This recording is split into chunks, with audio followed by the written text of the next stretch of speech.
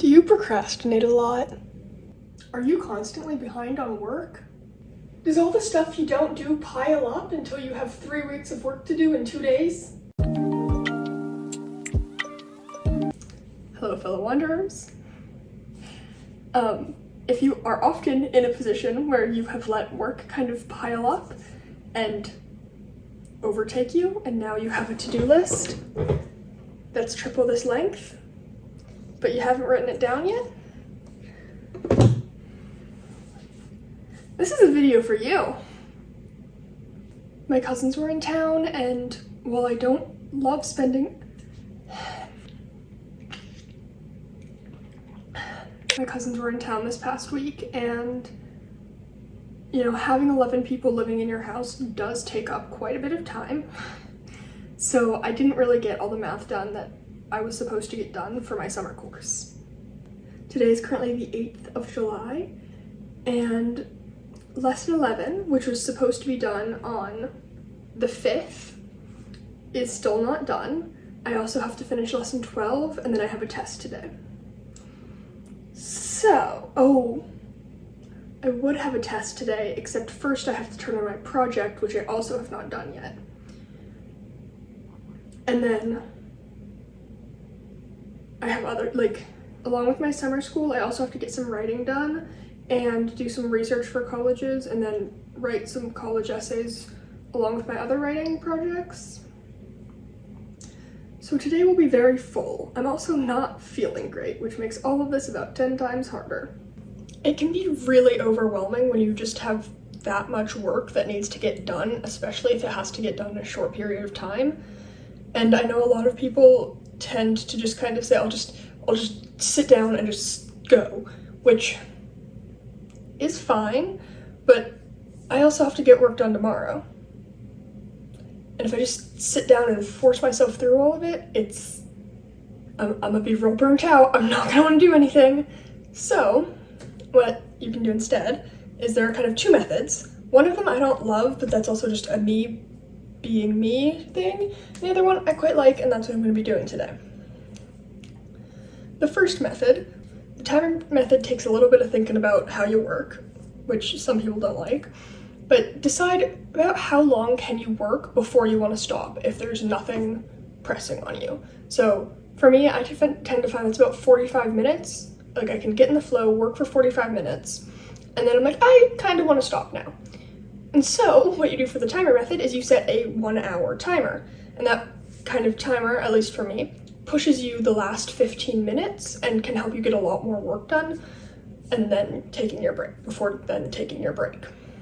This method is great for everyday stuff because while it does use a little bit of brute force and just push through method, I guess, it doesn't really force me to do overly much. So pros to the timer method is it can get you to work for a little bit longer than you otherwise might be able to work. Cons, for some people, it can burn them out because you're kind of brute forcing through your work. The other method that I'm going to be using today, I don't really have a name for it, I guess, but it's just like the work. In this method, you're really gonna need a to-do list. Here is mine. And then essentially you set a number of tasks that you must get done before you're allowed to take a break. And normally I wouldn't do that because sometimes a task might take 2 hours and I don't really want to spend 2 hours on one task typically, but in this method, then I at least feel I get more dopamine from this method, I guess, because I'll finish one, I can cross it off, and then I also get a break. Whereas otherwise you might leave things half done rather than, finishing things before taking a break. And that also means, especially for math, you have a full understanding of your concept before you go take a break, rather than leaving it halfway through and then kind of having to reteach yourself the first bit before moving on to the second bit. Unfortunately, I don't have time to take a break after every section, and each section should take about half an hour, so it's kind of a nightmare. So instead what I do is